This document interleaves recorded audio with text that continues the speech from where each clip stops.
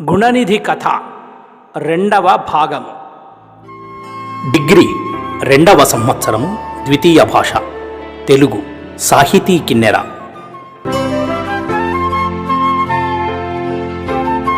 BA, BCom, BSc 2వ సంవత్సరం, 3వ సెమిస్టర్ ఆన్లైన్ క్లాసుల విద్యార్థులకు స్వాగతం.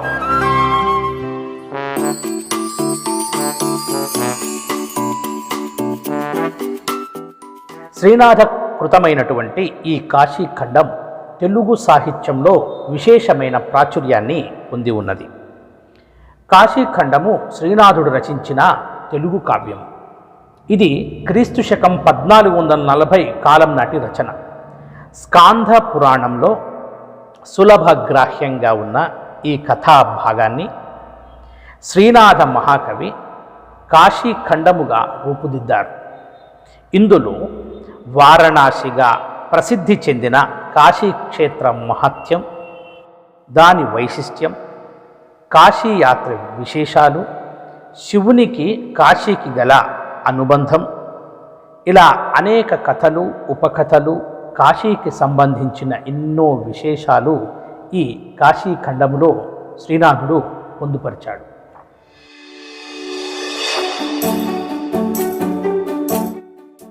శ్రీనాథుడు చెప్పిన చాటు పద్యాలు బహుళ జనాదరణ పొంది ఉన్నాయి. ఆయన వ్రాసిన 1-2 చాటువులనైనా చెప్పుకోకపోతే ఈ విషయానికి సమగ్రత చేకూరదు. ఉదాహరణకు, గతంలో మీరు చిన్న తరగతుల్లో చదువుకున్న పద్యాన్ని ఇప్పుడు మరోసారి గుర్తుకు తెచ్చుకుందాం. సిరిగలవానికి చెల్లును తరుణులు 16,000 తగపెండాడన్. సిరిగలవానికి చెల్లును తరుణులు 16,000 తగపెండాడన్.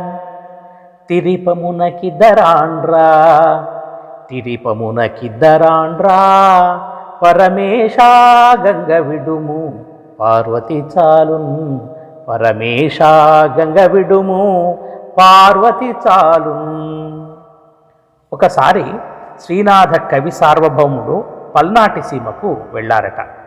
అక్కడి నీటి ఎద్దడిని చూసి పై విధంగా ఈ కంద పద్యాన్ని చాటువుగా చెప్పారట. లక్ష్మి కలిగినటువంటి ఆ మహావిష్ణువుకు తరుణులు 16,000, అంటే విష్ణుమూర్తి శ్రీకృష్ణ అవతారం ఎత్తిన కాలమైనటువంటి ద్వాపర యుగంలో 16,000 మంది గోపికలను పెళ్లాడినట్టుగా ఒక కథ ప్రాచుర్యంలో ఉంది. ఆ కథను ఆసరాగా తీసుకొని సిరిగలిగినటువంటి ఆ విష్ణుమూర్తికి, అంటే సిరి అంటే సంపద, లక్ష్మి, ధనము, బాగా ధనవంతుడైనటువంటి ఆ విష్ణుమూర్తికి 16,000 మంది, అంటే 16,000 మంది వివాహం చేసుకోవడానికి అతని దగ్గర శక్తి ఉంది, ఆర్థిక బలం ఉంది. కానీ తిరిపమునకు, అంటే ఇది భిక్షమెత్తుకొని బతికేటువంటి ఓ శివుడా, నీకెందుకయ్యా 2 భార్యలు? పార్వతిని నీ వద్ద ఉంచుకొని గంగను మాకు, అంటే ఈ జనానికి, ఈ సీమకు తాగునీటికి, సాగునీటికి ఆస్కారం అవుతుంది కాబట్టి గంగను మాకు ఇచ్చేయమనేటువంటి అంశాన్ని క్రోడీకరించుకొని చమత్కారంగా, చలోక్తిగా ఈ చాటువు చెప్పారని చరిత్ర. గుణనిధి కథ పాఠ్యాంశానికి సంబంధించిన పూర్వకథా నేపథ్యం. శివశర్మ అనే బ్రాహ్మణుడు అనేక తీర్థయాత్రలు చేశాడు. కాశీ, గయా, ప్రయాగలు దర్శించాడు. మాయాపురము అనే ప్రాంతంలో ఈ శివశర్మ అనే బ్రాహ్మణుడు మరణిస్తాడు. అతడిని వైకుంఠపురానికి తీసుకువెళ్ళడానికి దివ్య రథముపై పుణ్యశీలుడు, సుశీలుడు అనే 2 పుణ్యపురుషులు వస్తారు. శివశర్మను వైకుంఠమునకు తీసుకువెడుతూ మార్గమధ్యములో వచ్చే లోకాలను గూర్చి అతనికి వారు చెప్తున్నారు. ఎవరు? ఈ పుణ్యశీలుడు, సుశీలుడు. ఎవరికి? ఈ శివశర్మ అనేటువంటి బ్రాహ్మణుడికి. ఇతను చనిపోయాడు. చనిపోయిన తర్వాత అతన్ని తీసుకువెళ్ళడానికి, ఎక్కడికి? వైకుంఠపురానికి తీసుకువెళ్ళడానికి. ఎట్లా తీసుకువెళ్తున్నారు? దివ్య రథము పైన తీసుకువెళ్తున్నారు. ఎవరెవరు తీసుకువెళ్తున్నారు? పుణ్యశీలుడు, సుశీలుడు.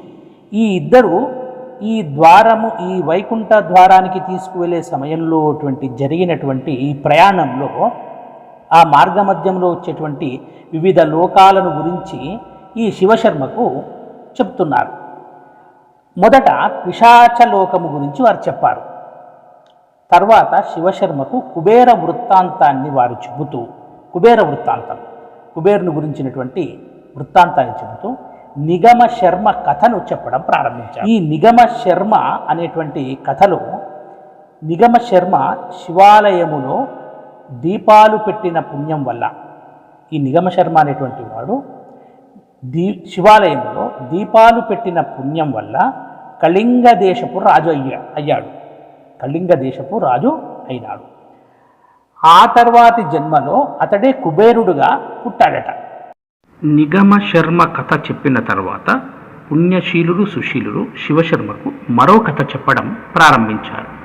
ఆ కథనే ప్రస్తుత పాఠ్యభాగమైనటువంటి గుణనిధి కథ. ఇక పాఠ్యభాగ సందర్భంలోకి వస్తే ఇప్పుడు మనం చదువుకునేటువంటి పాఠ్యాంశము గుణనిధి కథ. ఈ గుణనిధి కథ కాశీఖండంలో ఉంది.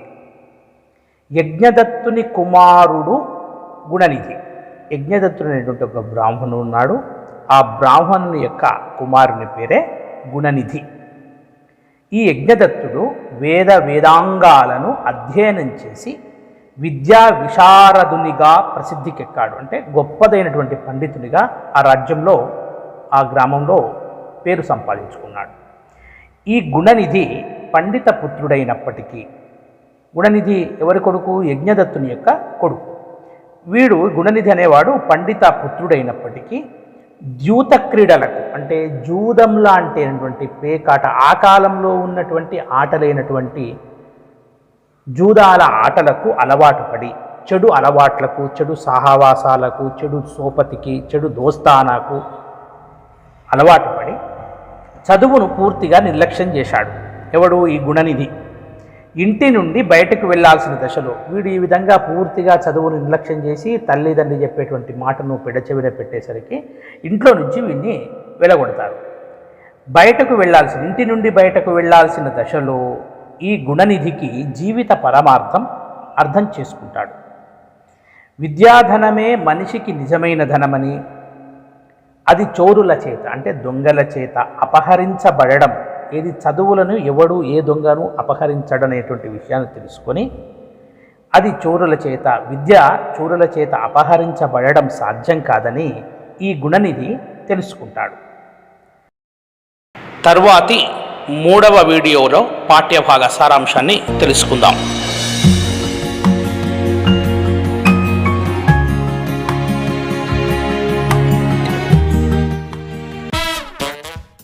Thank you for watching.